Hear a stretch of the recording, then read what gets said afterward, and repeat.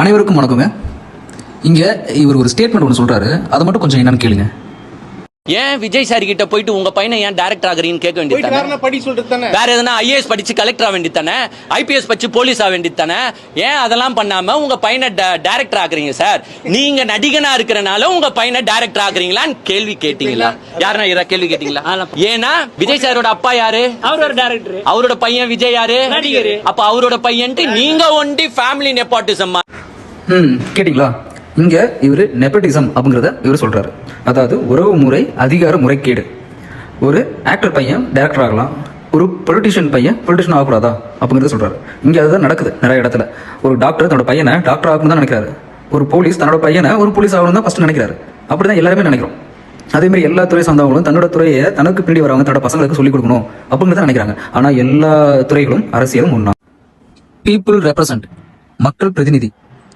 ஒரு மக்கள் பிரதிநிதியா இருக்கிற ஒரு ஆளுக்கு உறவு முறை அப்படிங்கிற ஒரு தகுதி போதுமா?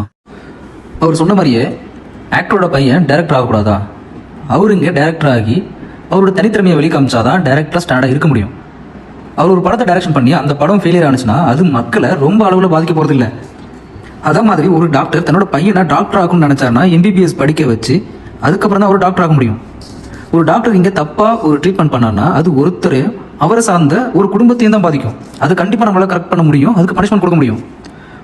ஒரு போலீஸ் தன்னோட பையனை போலீஸ் ஆகணும்னு நினைச்சா அதுக்கான தகுதியை அவர் ஏற்படுத்தி கொடுக்கணும். அந்த தகுதிக்கு அவர் தயாராகிட்டாரான்னு பார்க்கணும். அதுக்கப்புறம் தான் அவரால் போலீஸ் ஆக முடியும். ஒரு போலீஸ் தன்னோட வேலையை சரியா பார்க்கலனா, அவர் லஞ்சம் வாங்கினாலோ அது அவர் இருக்கிற அந்த வேலை பார்க்குற குறிப்பிட்ட இடத்தை தான் பாதிக்கும். அதையும் நம்மளால கரெக்ட் பண்ண முடியும். ஆனா ஒரு அரசியல்வாதி பீப்புள் ரெப்ரசன்ட் ஊழல் பண்ணா, சரிவர திறன் இல்லாம இருந்தா, சரியா முடிவு எடுக்க தெரியாம இருந்தா ஒரு தலைமுறையே பாதிக்கும். இங்க எல்லா துறையிலுமே தகுதி திறமைன்னு ஒண்ணு இருக்கு. அது இருந்தாதான் வர முடியும், ஸ்டாண்டர்டா இருக்க முடியும். ஆனா அரசியல்ல உறவு முறைங்கிற ஒரு தகுதி இருந்தாலே போதும். அதுதான் இங்க நிறைய இடத்துல பாக்குறோம். அதுதான் நெப்போட்டிசம். ஆனா நம்ம எல்லாரும் ஒண்ணு நல்லா புரிஞ்சுக்கணுங்க. நம்ம மக்கள் ஆட்சியில் இருக்கோம், மன்னர் ஆட்சியில் இல்லை.